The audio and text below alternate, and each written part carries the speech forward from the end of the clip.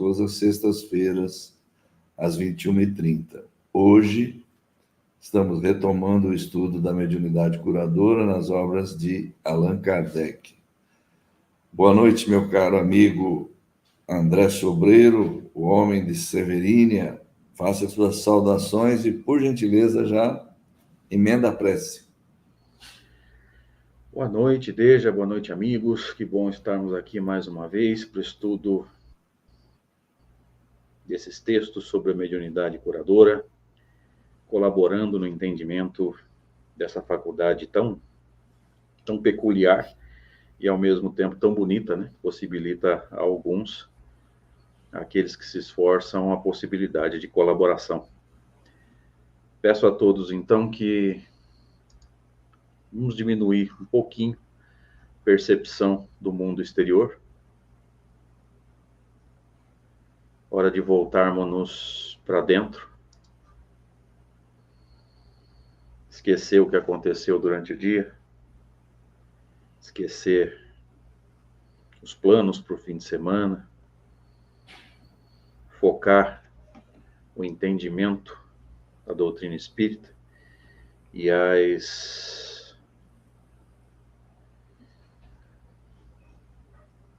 possíveis modificações na nossa prática doutrinária que o esclarecimento pode nos mostrar. E vamos agradecer aos bons espíritos pela oportunidade de estarmos aqui, pela companhia deles, por podermos estudar, por podermos entender, poder compartilhar.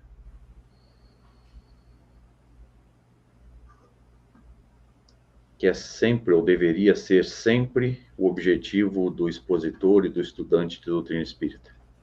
Aprender para compartilhar. Que os bons espíritos consigam nos ajudar. E se não conseguirem, Senhor, sabemos que não é por culpa deles, e sim por nós. Pelas nossas falhas, pela nossa vaidade, e por uma série de outras circunstâncias inerentes ao espírito imortal. E é nessa expectativa, Senhor, de esclarecimento, bênçãos e aprendizado, que nós rogamos permissão maior para iniciar nesse momento o estudo desses textos extraordinários. E que assim seja.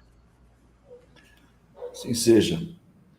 Bom, duas coisas antes da gente dar início aqui ao estudo propriamente dito. Como todos devem ter notado, o Henri Neto, nosso companheiro de João Pessoa, Paraíba, não está aqui conosco. Henri está dentro da profissão dele, né? Ele está em viagem pelo interior do estado da Paraíba para verificação de obras, essa coisa toda. São compromissos profissionais e como ele não tem não teria praticamente um local fixo para estar com internet e tudo mais, ele precisou se ausentar nessa noite. Então, está explicada aí a ausência do companheiro Henri. Vamos, por outro lado, agradecer aqui de início os canais que retransmitem esse estudo. Livraria Espírita Rio Preto e Centro Espírita Dona Rosa, canais de YouTube, e Centro Espírita Francisco de Assis, fanpage Facebook, todos os três aqui de São José do Rio Preto, interior de São Paulo. Como eu disse já no início, nós estamos retomando. Semana passada fizemos Em Busca de Coerência, que é um estudo mensal da última sexta-feira, né? E hoje, primeira sexta-feira de setembro, voltamos ao estudo do tema que vínhamos abordando antes e que fazemos em todas as sextas, com exceção da última. Então, estamos aqui no 10º encontro para tratar desse assunto, sempre lembrando que nós estamos estudando o tema da mediunidade curadora com base exclusivamente nos textos de Allan Kardec. Então, a gente vai trazer aqui e fazer alguns estudos, algumas reflexões sobre as coisas que ele publicou nas suas mais diferentes obras. Então, a gente vai ter material das revistas, uma porção de artigos muito bons, tem material no Livro dos Espíritos, tem na Gênese, tem diversas obras do Kardec, mas sempre nas obras do Kardec, ok? Bom, André, mais alguma consideração ou podemos passar? Não, podemos começar, deixa. Então, vamos embora. Todo seu. Então, ainda sobre o Zuavo Jacob, texto da Revista Espírita de novembro de 67, aqui começam as considerações de Allan Kardec. Senhor Jacob, ou Jacó, é um charlatão? Seu desinteresse material é um fato constatado, e talvez um dos que mais tem desorientado a crítica. Como acusar de charlatanismo um homem que nada pede, nada quer, nem mesmo agradecimentos? Isso aqui já foi relatado no texto, né, da revista lá que fez o relato sobre o Zuavo, né, Jacob. E ele não aceitava nada, nem agradecimento, segundo o que foi dito lá. Ele não aceitava nem que a pessoa voltasse para agradecer. O que nos faz pensar que uma criatura dessa que tem quase que absoluto desinteresse, por lógica, não pode, talvez a gente possa até pensar em absoluto desinteresse, não pode ser acusado de charlatanismo. Porque o charlatão, evidentemente, ele tem algum interesse pessoal. Às vezes financeiro, às vezes não. Então, algum interesse ele tem. Nem que seja fama, uma repercussão do seu nome. Então, se o Jacó é absolutamente desinteressado, eu acho um pouco difícil chamá-lo de charlatão.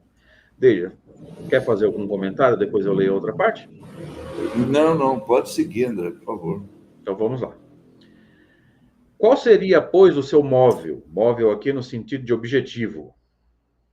Dizem que o amor próprio. Sendo o desinteresse moral absoluto a sublimação da abnegação, seria preciso ter a virtude dos anjos para não experimentar uma certa satisfação quando se vê a multidão se comprimir subitamente em redor de si, quando na véspera se era desconhecido. Ora, como o senhor Jacó não tem pretensão de ser um anjo, supondo o que ignoramos tenha exaltado um pouco a sua importância aos seus próprios olhos, não se lhe poderia disso fazer um grande crime, nem isso destruiria os fatos. Esse é o comentário, vamos dizer assim, esse é o cerne do argumento. Se fatos houver, preferimos crer que os que lhe imputam esse defeito estão muito acima das coisas terrenas para ter, a esse respeito, a menor censura a fazer. Então, ele está dizendo aqui, né, desde que nós, espíritos imperfeitos, talvez tenhamos, sim, um pouquinho de... Posso chamar de amor próprio, posso chamar de vaidade, posso chamar de orgulho, enfim. Todos nós temos um pouquinho, por mais que a gente vá trabalhando, né, conforme a gente vai amadurecendo espiritualmente, para que isso não aconteça. A gente acaba se sentindo feliz, acaba se sentindo lisonjeado de alguma forma, quando esses fatos que foram narrados acontecem. Mas isso não destruiu os fatos que aconteceram, e eu acho que a gente pode afirmar isso tranquilamente, continuaram acontecendo. Então não é uma coisa que, ele se perdeu no meio do caminho, como muitas vezes acontece, né? Do médium, ao receber esse assédio, vamos dizer assim, né? Quando ele vê o seu nome mais divulgado, ele mesmo se perde, né? Se deixa perder pelo orgulho, pela vaidade, o que não aconteceu. Até onde o relato nos passa E eu me lembro, o Zoavo Jacó, ele não alterou a sua conduta conforme o nome foi sendo divulgado e mais procura foi acontecendo. Tá? E aí, no final, ele diz, né, para apontar o dedo, aqueles que apontam o dedo, que eles estão chamando, né, os que lhe imputam esse defeito, devem estar muito acima, né, da vaidade para poder sair apontando o dedo para os outros. É mais ou menos o que ele tinha falado lá, quando ele comenta o não julgueis no Evangelho segundo o Espiritismo, né? Mas, Deja, traz a sua contribuição, por favor. A verdade é essa que você falou mesmo. Os fatos foram constatados, houve, de fato, muitas curas, foram milhares, na verdade, 4 conforme o mil, não relato. foi? Perto de 4.000, conforme aquele relato apresentado lá pelo amigo do Kardec, né? E fatos constatados e a conduta dele, ao que se percebe de tudo que foi dito. É claro que o próprio Kardec comenta, você citou aí o Evangelho segundo o Espiritismo, é natural que a pessoa tenha consciência e sinta um certo prazer íntimo pelo bem que ela faça. É normal isso. Porque a gente tem que ter a consciência de saber que está fazendo bem, porque senão a gente vai fazer o mal achando que está fazendo bem. Então a gente sabe distinguir uma coisa da outra. Eu estou fazendo bem, então eu não sei que eu estou fazendo bem. Eu sei, pô. Que isso me traga uma satisfação íntima é perfeitamente natural. É o que o Kardec está dizendo. Desinteresse moral absoluto seria a sublimação da abnegação? Seria preciso ter a virtude dos anjos? Claro, mas aí é normal, poxa. Eu não lembro qual capítulo que a gente vai ler isso lá no Evangelho segundo o Espiritismo, mas é natural que a gente sinta uma satisfação quando a gente pratica o bem. A gente se sente bem também, porque a gente sabe discernir. Porque se a gente não souber também, a gente vai fazer o mal, né? Então, a mim me parece que o texto já está suficientemente claro, né, André? Se você concordar, a gente segue adiante. Deja, eu estou só conferindo aqui rapidamente na Kardecpédia, capítulo 11, não, capítulo 10, Bem-aventurados os misericordiosos, subitem ou subtítulo, não julgueis para não ser de julgados, atira a primeira pedra aquele que estiver sem pecado, no item 11. Sei. Só para a gente localizar no Evangelho segundo o Espiritismo. Né? Ele vai dizer o quê? Que a possibilidade de julgamento se dá na razão da moralidade da pessoa. Né? Então, aquele que fosse absolutamente humilde e desinteressado em termos de vaidade, tem condições de apontar o dedo. O que não é o caso daqueles que fizeram a crítica a ele lá na situação recorrente. Se você não tem mais nada a complementar, Deja, a gente pode seguir. Então tá. Então vamos tocar para frente aqui. Aqui é uma continuação agora, porque o Kardec produziu esse artigo aqui na revista de novembro de 1867 para comentar o caso. O material que nós lemos anteriormente, os relatos sobre as curas do Zoavo Jacó, estão numa edição anterior da revista, né? Então aqui ele prossegue agora o comentário dele. Acrescentam que ele queria que falassem dele, que seja. Se tal foi o seu objetivo, convenhamos que, graças à imprensa, ele foi servido à vontade. É o que a imprensa mais faz, né? Mas qual é o jornal que pode dizer que o senhor Jacó foi implorar a menor propaganda, o menor artigo? Que ele tenha pagado uma única linha? Ele foi procurar algum jornalista? Não. Os jornalistas é que foram a ele. E nem sempre puderam vê-lo facilmente. A imprensa falou dele espontaneamente, quando viu a multidão. E a multidão só veio quando os fatos se deram. Bom, esse é um ponto a se destacar. Vou fazer um comentário breve, depois, se você quiser comentar, André, ou a gente termina de ler e depois a gente comenta na íntegra, né? Uhum. Mas esse pedaço inicial é muito interessante. Não, porque o pessoal fala mesmo, né? Ele queria que o pessoal falasse dele, ele queria tanto. Tá bom. Mas ele foi procurar alguém, ele foi na imprensa, ele procurou algum jornalista, ele pediu para falar dele, ele pediu para escrever alguma coisa sobre ele. Não fez nada disso. Quem foi ele? Os jornalistas foram a ele. Por que foram a ele? Porque começou a juntar uma multidão.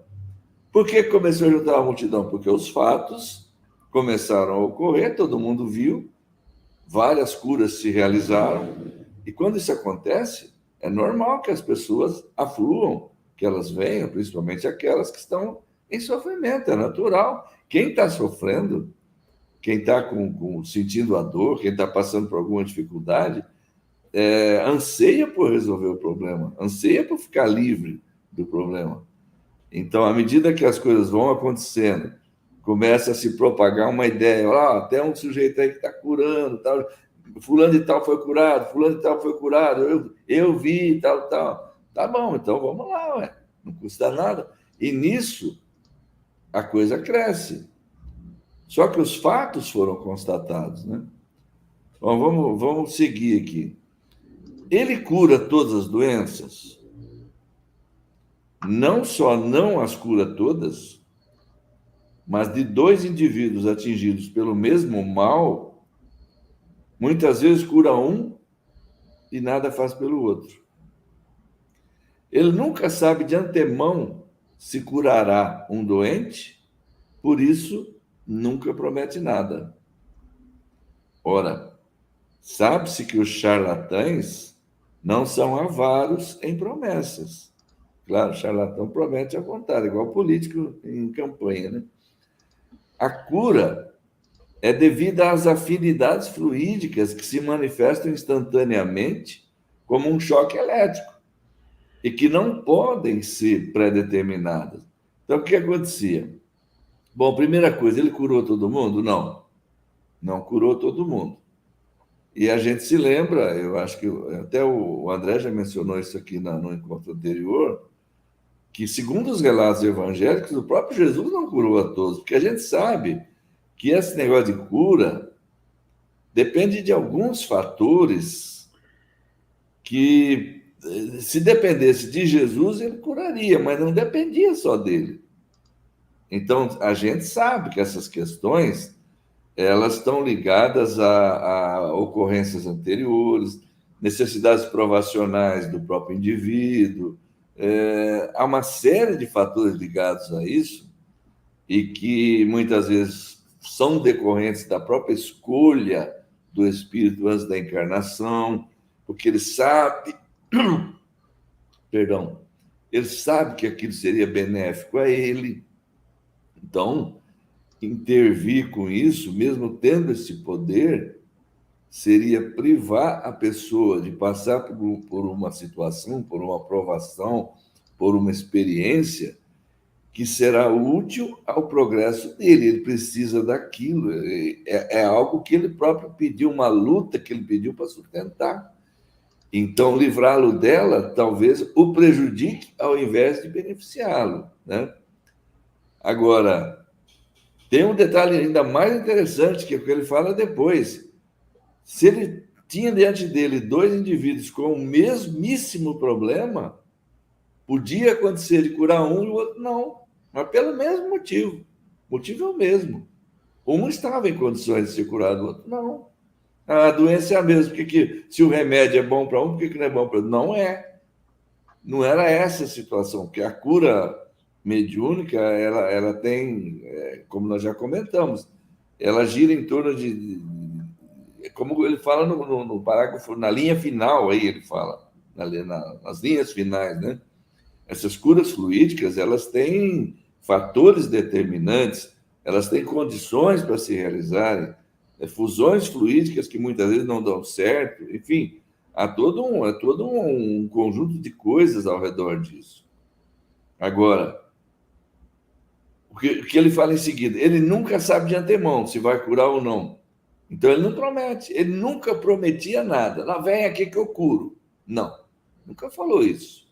O pessoal ia procurar porque achava que devia ir. E ele atendia. Agora, você vai ficar curado ou não? Não sei. Eu vou fazer a minha parte aqui, aí o resto é lá com Deus. Se Deus permitir, você se cura, senão, não. Passo para você, André. Eu estava pensando aqui, Deja, eu vou trazer um relato pessoal. Nós temos uma amiga aqui em Severina que tem uma mediunidade bem difícil, sabe? Na verdade, a gente sabe que isso não é verdade, né? Não existe mediunidade difícil, existe médium difícil, né? Ah, tá. Por favor, perdoem o meu erro, inclusive o comentário meio jocoso, mas a verdade para mim é essa. Uhum. Ela não é muito, essa pessoa não é muito disciplinada, ela não é muito de ir ao centro, de estudar, de se propor a trabalhar mediunicamente, sempre tem uma desculpa para não estar lá. E 3x4 tocava, né? Agora já faz um tempo que não acontece. Tocava meu celular aqui e eu tinha que ir até a casa dessa pessoa para atendê-la, porque ela estava em transe, ninguém conseguia resolver. E ela tem uma parente que teoricamente é médium. Benze, teoricamente é médium vidente.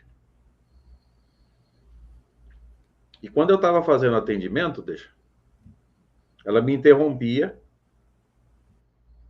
para falar lá dentro das crenças dela. E aí que vem a parte que eu quero trazer para todo mundo aqui.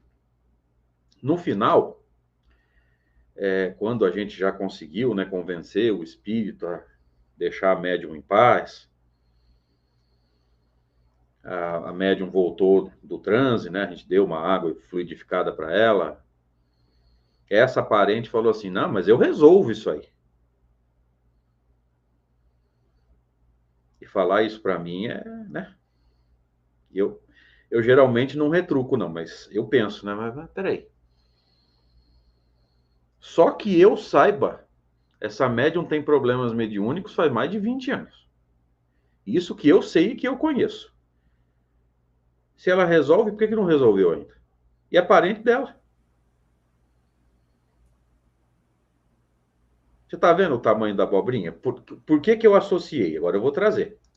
Uhum. Olha aqui o Kardec discutindo o médium, né? No caso, o senhor Jacó, querendo que falassem dele.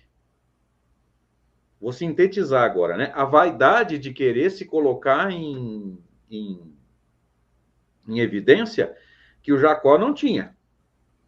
Mas essa médium que eu estou comentando aqui em Severina, teoricamente uma médium, como eu falei, né? Porque teoricamente é vidente, reza, não sei o quê, mas nunca produziu nada que me comprove mediunidade do jeito que Allan Kardec nos ensina, né? A mensagem, para ser comprovadamente mediúnica, ela tem que ser absolutamente independente, não só das ideias do médium, mas de todos aqueles que ali estão, né? No ambiente da comunicação. Então, teoricamente, médium. Mas olha a vaidade, né? Eu resolvo isso aí. E eu fico me perguntando, por que não resolveu ainda, né? Esse caso está desenrolando faz no mínimo 20 anos, deve ser muito mais.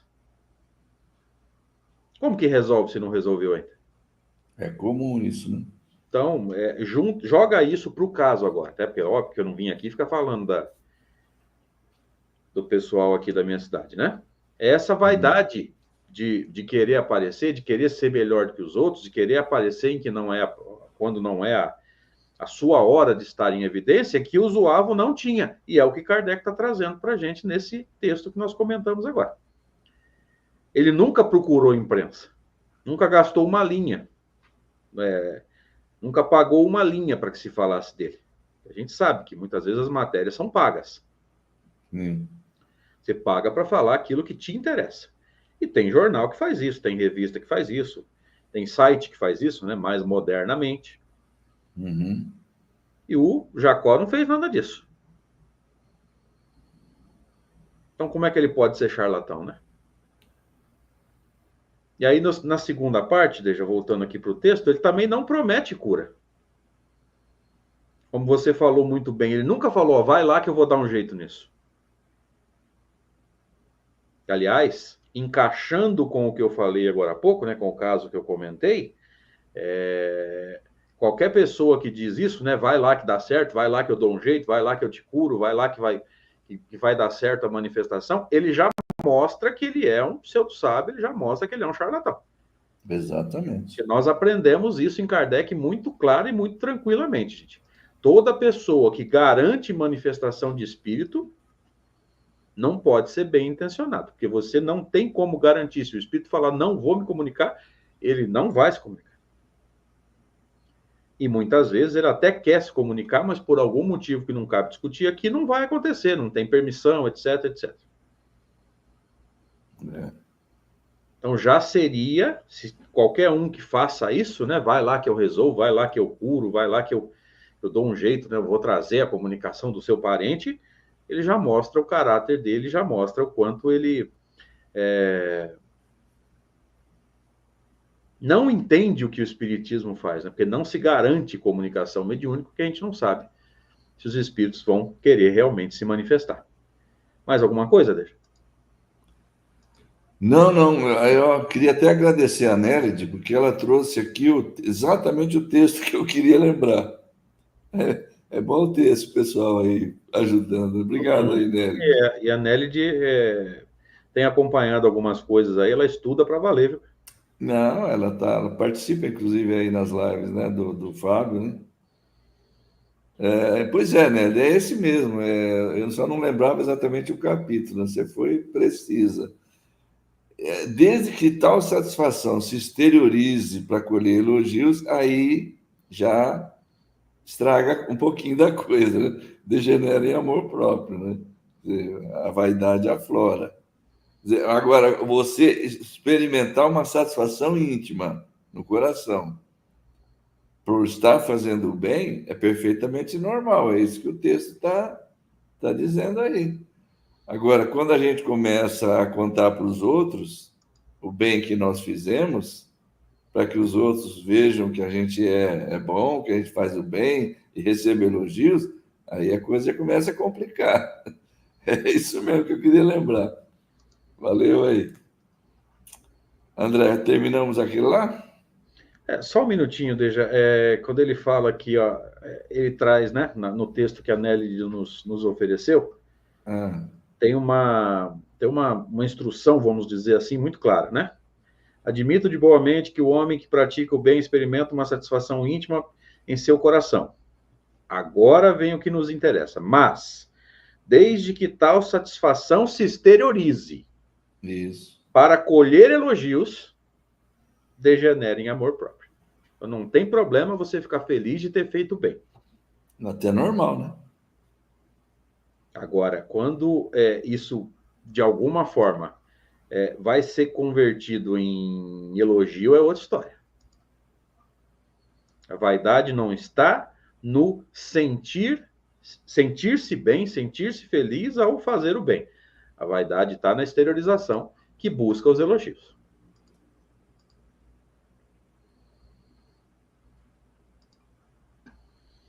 Seguimos?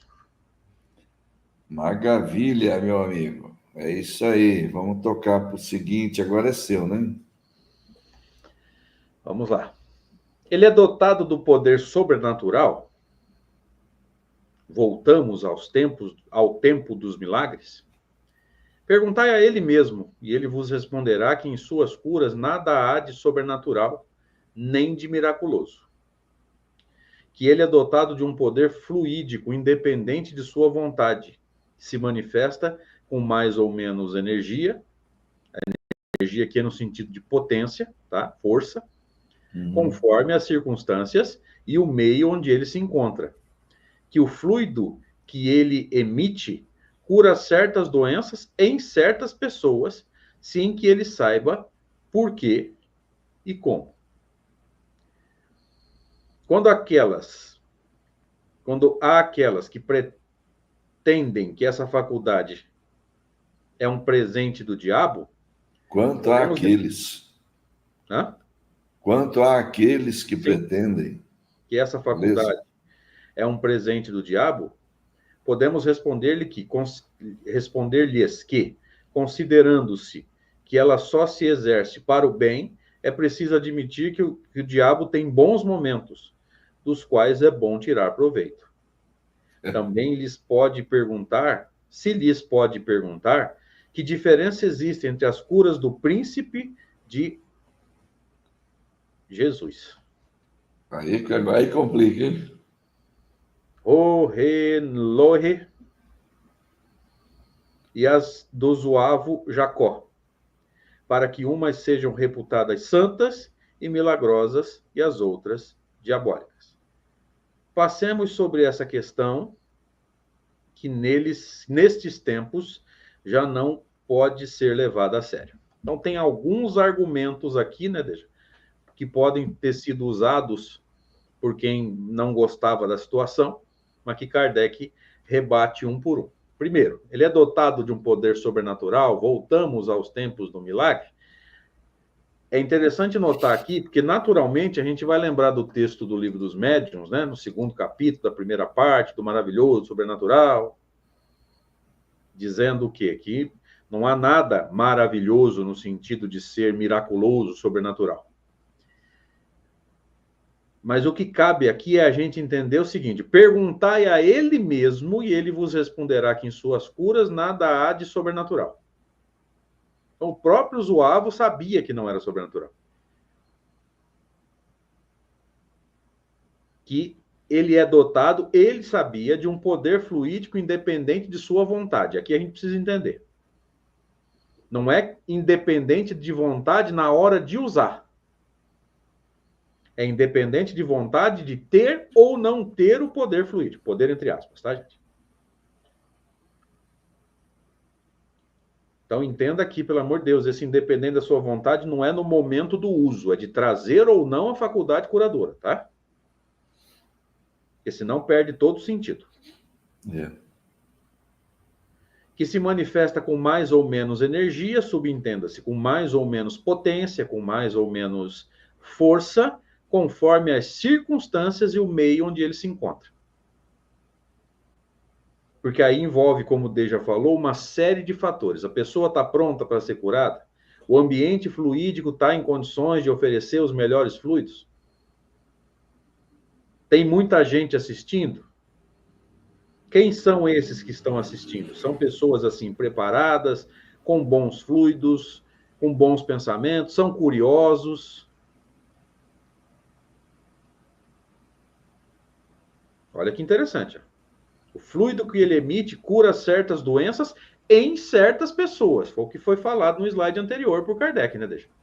Duas pessoas com a mesma doença, uma é curada, a outra não. Diferente do remédio físico, que pode até curar uma e outra não, mas vai fazer bem para as duas. Porque é outro tipo de ação. André, permita só uma analogia rápida. Você pega um remédio para dor, aí, um anador, qualquer um deslizador, qualquer um desses aí, pô, a pessoa está com dor de cabeça, geralmente, se os dois tomarem, os dois vão aliviar a dor de cabeça, né? É remédio, vou chamar de remédio físico, embora seja aí... por isso que os espíritos falam, né? Nem sempre é fácil escolher as palavras certas, né? Porque fluido é matéria, não deixa de ser um fenômeno físico também. Mas o medicamento físico, gente, ele é exclusivamente para matéria, então ele vai ter, na grande maioria dos casos, um efeito padrão. É com esses dados que a ciência trabalha, né? A ciência médica, a ciência farmacêutica. Então, é o que o Deja falou. Duas pessoas com dor de cabeça, você toma lá o analgésico, em geral, as duas vão sentir uma melhora. Por que a gente não tem como saber se a ação foi a mesma? Eu brinco isso lá na escola, Deja. Muita criança com dor de cabeça, querendo ir embora, e eu falo assim, a gente precisaria ter um dor de cabeçômetro. Então, se a gente tivesse um dor de cabeçômetro, a gente saberia quanto de dor de cabeça a pessoa tinha e quanto o analgésico foi útil para fazer uma comparação nesse sentido que nós estamos comentando. Não é o caso. Mas, em geral, o medicamento físico Pode até não curar os dois, mas vai ajudar muito.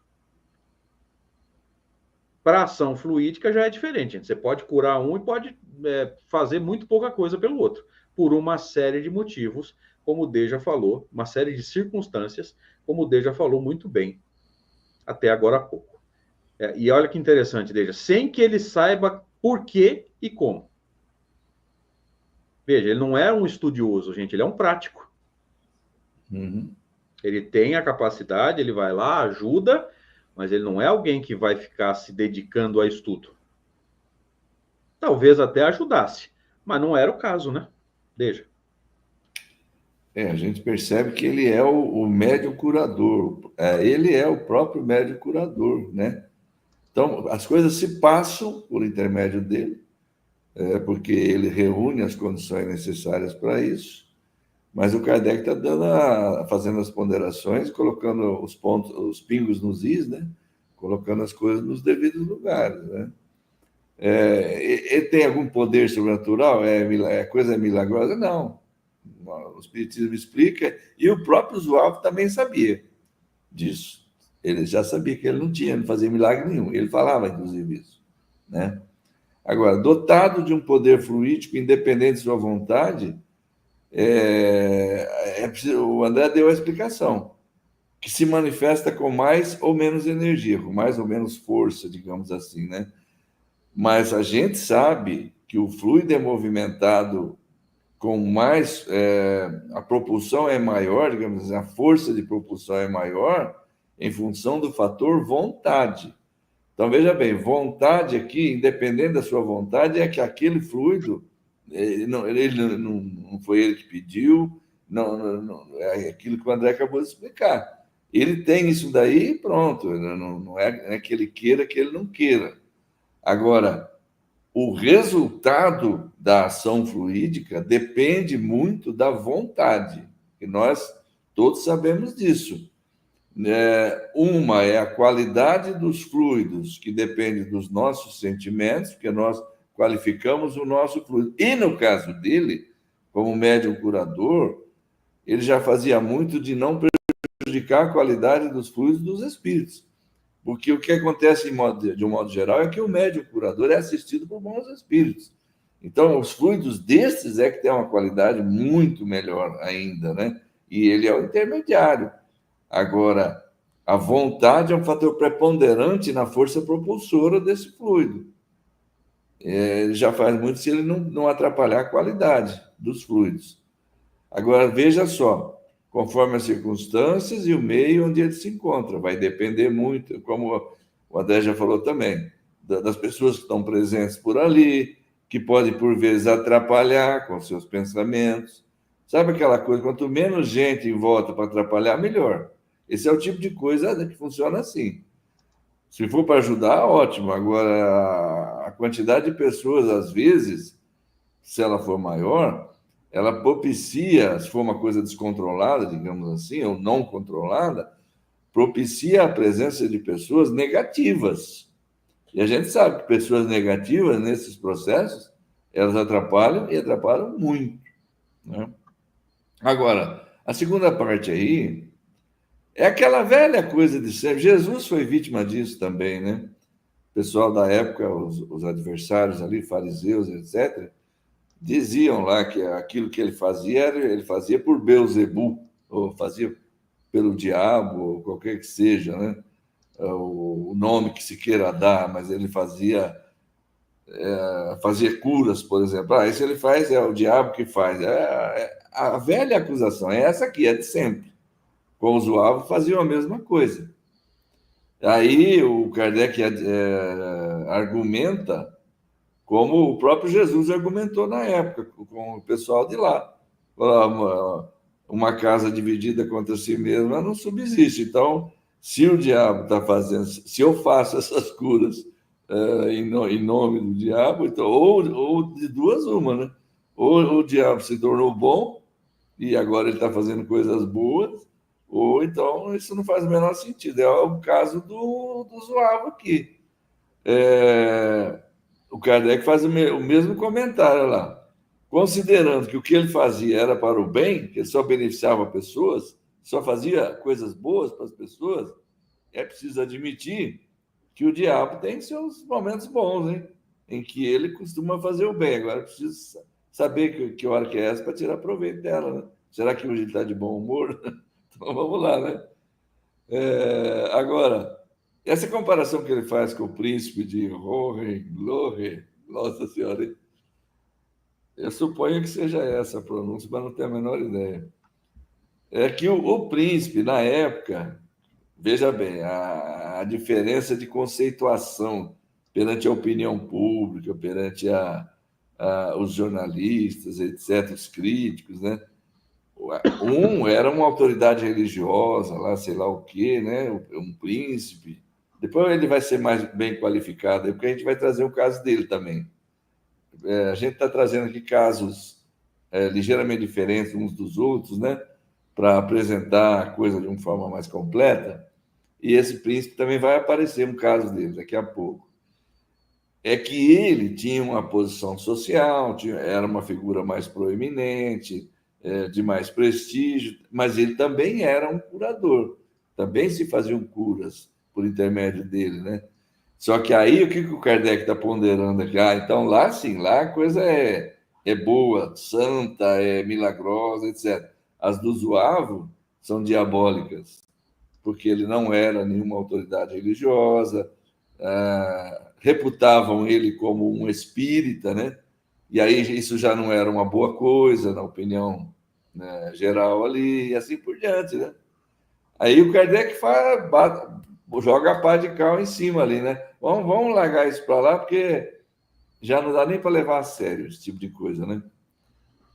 É basicamente isso, né, André? Você quer voltar ao assunto aí? Não, não.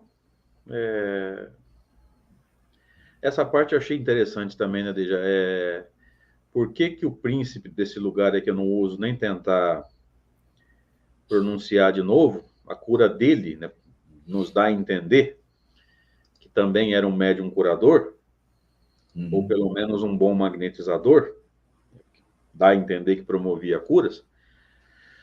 Por que quando vem de uma pessoa assim, né, melhor situada poderosa, socialmente, né? status social, aí é coisa de anjo. Mas quando vem de periferia, quando vem de gente mais simples, menos esclarecida, né, menos conceituada socialmente, aí não, aí é coisa do diabo, né? Coisa do diabo. Eu achei esse argumento de Kardec muito interessante. É bem interessante. E esse príncipe aí, eu li o caso dele, mas não está muito claro aqui na minha memória. Mas eu acho que ele era de alguma forma da igreja, alguma coisa assim.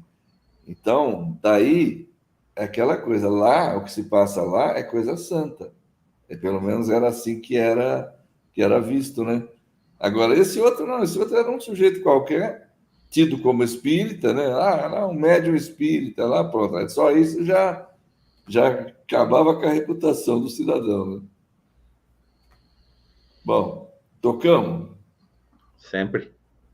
Vamos lá, peraí, vamos voltar aqui. Tá lá. Aí a gente pulou um pedacinho que não vinha ao caso. Vejamos que conclusões podem ser tiradas da observação. Aí ele vai falar. O senhor Jacó curou instantaneamente. Olha só, hein? Instantaneamente. Isso é uma coisa fantástica. Doenças consideradas incuráveis. É um fato positivo. A questão do número de doentes curados aqui é secundária. Se houvesse apenas um caso em 100, o fato não deixaria de existir. Ora, esse fato tem uma causa. Perfeito, né? A faculdade curadora, levada a esse grau de força, achando-se num soldado que, por mais honesto que seja, não tem o caráter, nem os hábitos, nem a linguagem ou as atitudes dos santos,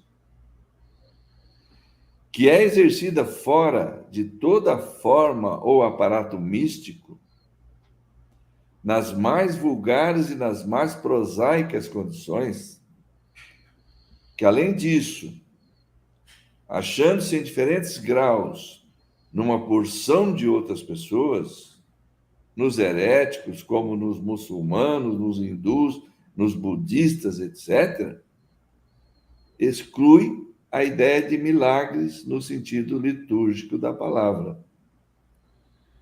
É, pois, uma faculdade inerente ao indivíduo e, como não é um fato isolado, é que depende de uma lei, como todo efeito natural. Então, o Kardec começa a dar o veredito dele, né? O parecer dele, após analisar em profundidade, com base nas informações todas que ele reuniu, que ele dispunha sobre o assunto, né? Então, ele faz as ponderações com aquele bom senso todo que lhe era peculiar sempre, né? Primeira observação, ele curou, porque isso era fato comprovado, não havia como negar, tinha inúmeras testemunhas, curou instantaneamente doenças consideradas incuráveis. Então já é um negócio extraordinário. Agora, o número não importa muito, ele curou um monte, mas se fosse um só, se tivesse 100 indivíduos lá doentes e ele tivesse curado um só, já era um fato a ser considerado. Não era nada, não era zero, era um. Então, esse fato tem que ter uma causa. A ponderação kardeciana de sempre, né? Então, aí ele vai entrar no caso da faculdade curadora. Com esse grau de força, num sujeito como aquele, que ele não era uma autoridade religiosa, não era um soldado, uma pessoa que, digamos assim, não devia nem ser um sujeito muito culto, nada disso. Agora, por mais honesto que ele fosse, ele não tem aquela educação, aquela finesse, aquela coisa, nem a linguagem dos religiosos. Ele fala dos santos aí, né? Ele não ia ter esse perfil. Então, o que acontecia sem nenhum aparato místico, sem nada de aquelas coisas assim envolvendo aquela aura de santidade ou de milagrosa nas condições mais vulgares, mais comuns.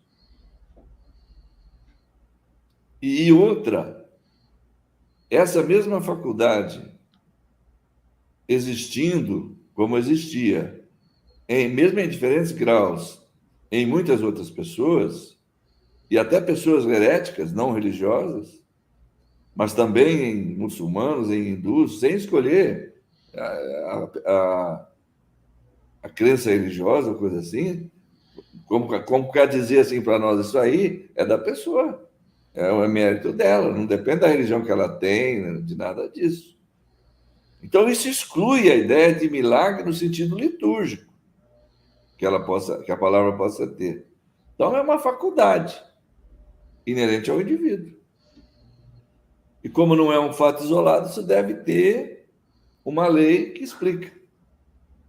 Passo para você, André. Eu quero dar uma olhada ainda, Deja, na primeira parte, quando ele diz assim: a questão do número de doentes curados aqui é secundária. Se houvesse apenas um caso em 100, o fato não deixaria de existir. Aí alguém pode pensar assim, mas por que lá atrás foi trazido, né, lá pela revista, que Kardec recebeu lá o artigo, né, o texto, que acho que passou de 4.000 casos. É isso, Deja? Como é que é, André? Passou de 4.000 casos, não é? 4.000 Foi, curas, em torno de 4.000, foi isso mesmo. E alguém pode estar pensando assim, né? Por que lá atrás falou-se em 4.000 e agora ele vem e fala, se fosse uma em 100, o fato não deixaria de existir, a questão do número de doentes curados aqui é secundária. A resposta para essa análise está na última frase. Esse fato tem uma causa. Quando você vai olhar para o fato e remontar as causas, que é o trabalho da ciência, você encontra um fenômeno Você encontra uma coisa desconhecida, você vai buscar o quê? A causa e as leis que regem aquele fenômeno ou aquela coisa desconhecida. Tá? Isso é pesquisa científica. Tá? Então, nessa análise, ó, se fosse um só, esse único fato teria uma causa. Então, já vale uma investigação. É nesse sentido que ele quer dizer, ó, se fosse 1 entre 100, o fato não deixaria de existir. Tá? É nesse sentido que ele está falando. Ele está olhando pelo ponto de vista científico. Agora, não foi 1 entre 100, foi mais de 4.000. Tá? Aí é uma análise diferente, né? Sobre uma ótica diferente, digamos assim. Aí a segunda parte é muito, muito bacana também, porque ele fala, né? A faculdade curadora levada a esse grau de força, a essa potência, achando-se num soldado, que é uma pessoa simples, que muitas vezes tem que ser até agressivo, não sei se eu posso falar isso, acho que posso. Olha que interessante, ó. Ela foi entregue a um ser que, por força das circunstâncias da escolha dele, do trabalho dele, em alguns momentos ele tem que ser agressivo, se ele tiver que ir para um combate, ele vai ter que se defender e ter que matar. Olha só, gente, a faculdade não é entregue só para pessoas que têm aquela aura, entre aspas, de misticismo, aquelas pessoas que falam baixinho, sussurrando, né, respirando, né, fungando.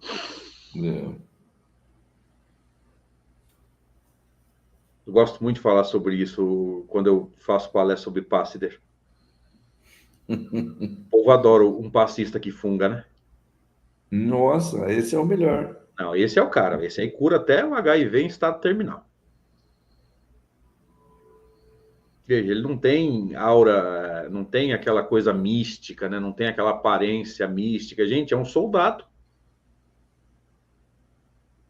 De um pelotão, de um quartel. Quartel não é o caso, né? Mas, enfim, dentro das circunstâncias lá, de um agrupamento militar, né? Olha lá, que não tem nem os hábitos, nem a linguagem ou as atitudes dos santos, que é exercida fora de toda a forma ou aparato místico. Ele não tinha uma tenda, né, cheia de coisa nas paredes, né? Como muitos centros espíritas modernos têm, né? Imagem para todo lado e foto disso e foto daquilo. Quando você chega para fazer palestra com um projetor, você tem que desmontar o circo, né? Não tem nenhuma parede limpa. Não, nenhuma parede para você poder fazer a sua projeção. Olha só. Aí Kardec vai fazer outras caracterizações, ó. Achando-se em diferentes graus numa porção de outras pessoas, heréticos, como o Deja já falou, né? Os céticos, aqueles que não têm nenhum tipo de pensamento religioso, como nos muçulmanos, nos hindus, nos budistas. Gente, ele tá pegando grupos totalmente diferentes para dizer o que? A mediunidade está lá. E muitas vezes a mediunidade curadora, inclusive. Então, esse fato de ser atribuído a várias, entre aspas, né, religiões, a homens, a mulheres, a velhos como a novos, a homens como a mulheres, exclui a ideia dos milagres no sentido litúrgico, no sentido teológico da palavra. É uma faculdade inerente ao indivíduo. E como não é fato isolado, ou seja, dadas as circunstâncias e as condições, é possível repetir? É porque depende de uma lei, como todo efeito natural. Lembra do 2º capítulo do Livro dos Médiuns, gente? Maravilhoso, sobrenatural. Tá? Como foi dito aí para cima por alguém. Então, vou ver se eu acho aqui, depois eu cito o nome. Existem leis que nós não conhecemos ainda. Por exemplo, né? A lei dos fluidos. Nós, espíritas, conhecemos, mas a ciência não trabalha com esse conceito ainda. Aí eu gosto daquela frase de Kardec, acaso a natureza já nos deu a sua última palavra? Há muito que se descobrir em termos de natureza ainda, gente. Deja, tá contigo, irmão. Aqui, ó, a Nélide nos ajudando novamente. Sim. O príncipe em questão lá era religioso mesmo lá. Eu estava lembrando disso aqui. Inclusive, não era contemporâneo, ele foi antes. Tá vendo lá? Ó? No Nossa, ano de 1800. é a Hã? Revista Espírita de 1886, bem para Não, frente. não é 66, Ah, tá. creio eu. No ano de 1829, esse sujeito, lá na Alemanha, inclusive, na Baviera, mas era famoso já, eram conhecidos os feitos dele, né? E o Kardec menciona isso nós vamos trazer caso dele também aqui no nosso estudo já. Olha lá, a Nerd corrigiu aqui, ó.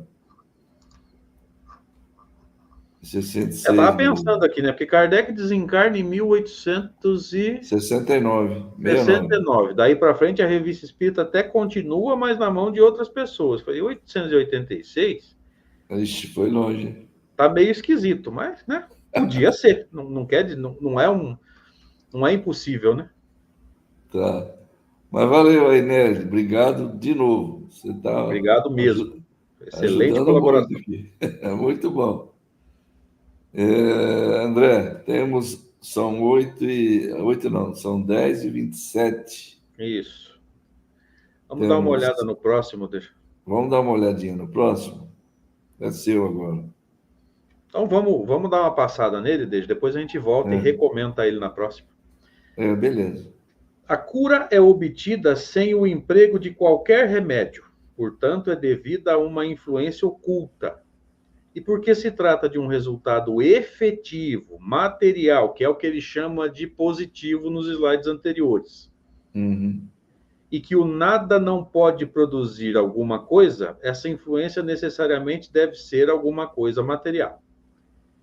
Então não pode ser senão um fluido material, embora impalpável e invisível.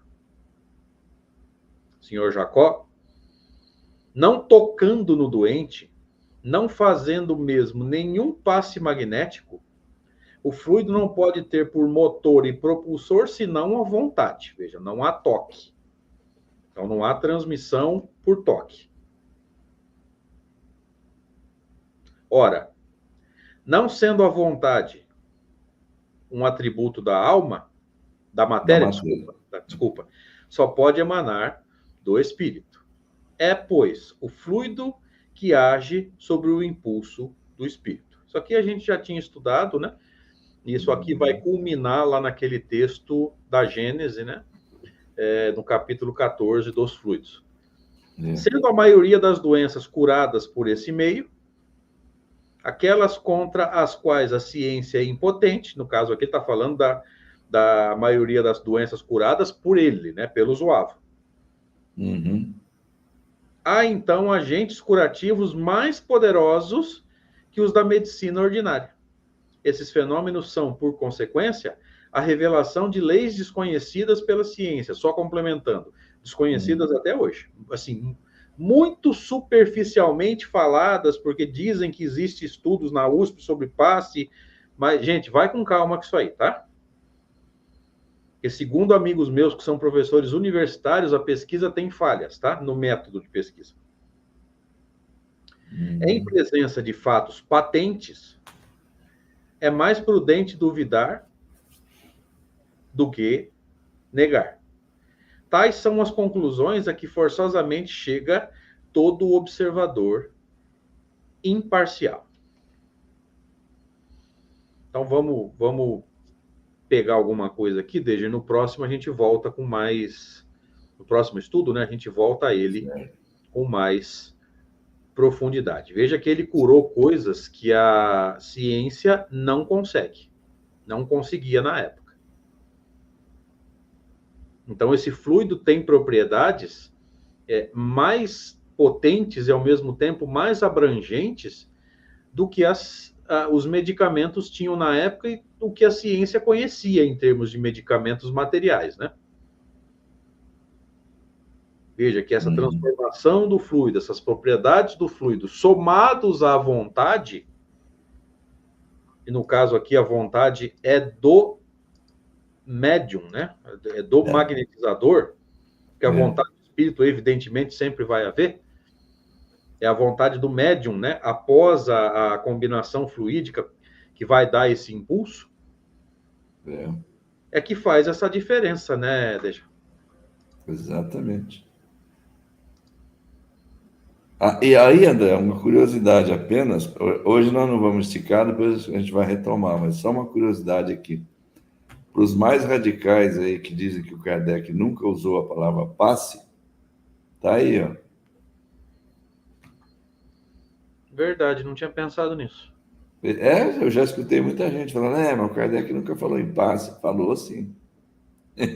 Falou sim. Esse negócio de nunca falou é perigoso, rapaz, é muito perigoso.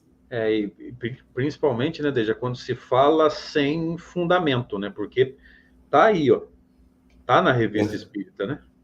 Tá aí, ó, tá aí. Não deve ser só aqui, não. É que as pessoas, né, se baseiam muito. É aquele problema que a gente tem comentado. A maioria dos espíritas só lê quando lê aquelas 5 obras principais, né? E Então, você tem usou, muito. desculpa te interromper, Deja, você usou um termo muito correto. Lê. Não quer dizer que estuda. Não, também não. E lê com muita superficialidade. E mesmo dentro dessas 5, algumas delas são praticamente desconhecidas, como o Céu e o Inferno, por exemplo, a Gênesis. Essas são desconhecidas da grande maioria, porque a gente sente isso nas palestras, naquilo que a gente conversa com as pessoas por aí. A pessoa fala, nossa, esse livro, O Céu e o Inferno, é interessante. É interessante. Ah, nunca li. Pois é, nunca li. Olha lá, Neles de novo, ó. Como magnetista, Kardec referiu ao passe magnético, muito diferente do passe usado hoje vulgarmente nas casas espíritas. É do jeito que era feito pelo magnetizador, com certeza. Mas ele está falando de passe. E hoje nós também falamos em passe magnético. Pode ter características diferentes na maneira de executar, né? Bom, André, a gente volta a retomar esse assunto, né? Sim, vai ter que voltar. Maravilha. Pessoal, então, chegamos ao final de hoje. André, suas palavras finais, meu amigo. Valeu. Um abraço a todos. Que bom que estivemos todos juntos aqui mais uma vez. Até a próxima, se Deus quiser. Valeu, abraço, André. Abraço a todos que estiveram conosco aí. Muito obrigado pelas participações, sempre muito úteis, oportunas. Muito agradável também sentir a presença e o interesse e a participação de todos. No próximo evento nosso aqui, se Deus quiser, o Henri já também estará conosco aqui. Muito obrigado a todos, um grande abraço e até quarta-feira, para quem estiver no estudo do Livro dos Médiuns, às 22 horas. É isso, André? Para a maioria na quarta. Para a maioria na quarta, né? Até mais, então. Bom fim de semana a todos. Deus nos abençoe.